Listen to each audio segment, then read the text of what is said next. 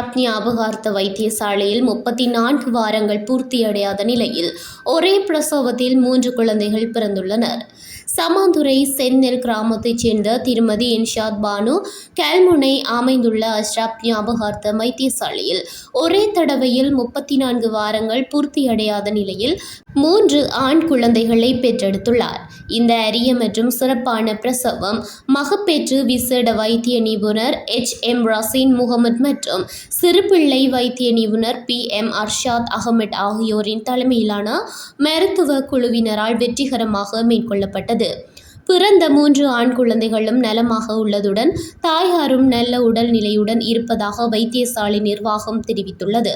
குழந்தைகளின் சுகநலத்தை வேண்டி வைத்தியசாலையில் விசேட துஆ பிரார்த்தனை நிகழ்வு இடம்பெற்றது.